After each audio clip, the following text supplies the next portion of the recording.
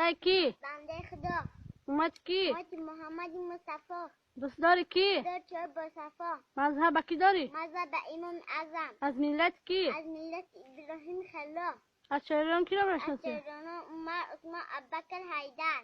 در دهنت چیست؟ کلمه شهادت. در بینیت؟ روی محمد. در چشمات؟ نوری محمد. در سرت؟ تاج دولت. در گوشات؟ اذان قامت. در دستات؟ خیر سخاوت. در پشتت؟ بار شریعت. در پاات؟ پای به طهرت. دینت چیست؟ اسلام. کتاب چیست؟ قرآن. نامهای خداوند چند تا؟ 99 تا. کدام حضرت روزی بطورش کرد؟ حضرت ابراهیم. کدام حضرت به پدر به اونده تالشده؟ حضرت آدم. حضرت آدم که تالشده؟ روز جمعه. که دینی با بیش رفته؟ روز جمعه. کدام حضرت به پدر تالشده؟ حضرت عیسی. نام چه حضرت عیسی؟ مریم. کدام حضرت سرشان چه تطیق داره؟ حضرت علی. حضرت محمد چند سال به در دنیا گذشت؟ 63. بعد چند سال اومدی؟ 90 سال. برای 60 سال اومدی؟ 4 سال داشتم معراج گذشت. داشتم معراج گذشت. حضرت محمد در شب معراج در یکم آسمان با کدام حضرت بخو؟ و حضرت آدم. در دیم آسمان؟ در دوم آسمان خدای حضرت یحیی و حضرت عیسی.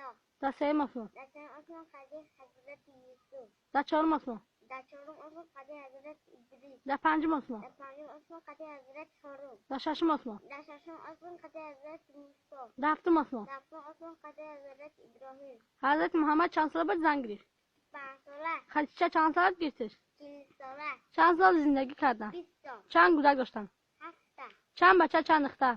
3 بچه 4 دختر. نامای بچه هاش؟ سوید قاسم عبدالله. نامای دختراش؟ زینب رقیه ام و فاطمه. نام بچه حضرت محمد؟ آمینه. نام آتش؟ عبدالله. نام دایش؟ حلیمه. ستون دین چیست؟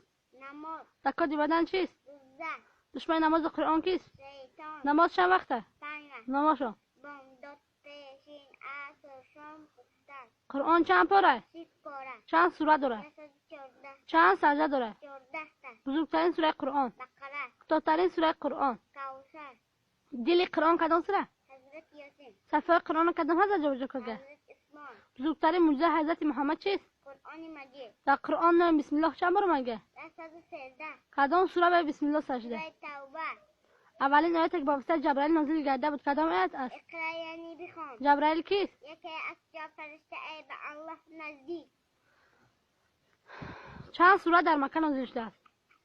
86 تا. چند سوره در مدینه نازل شده است؟ 8 تا. در قرآن نام حضرت عیسی چند مرتبه اومده؟ 25 بار. نام حضرت آدم؟ 25 بار. نام حضرت عیسی؟ 131. در قرآن لفظ الله چند مرتبه ذکر شده است؟ نه 180.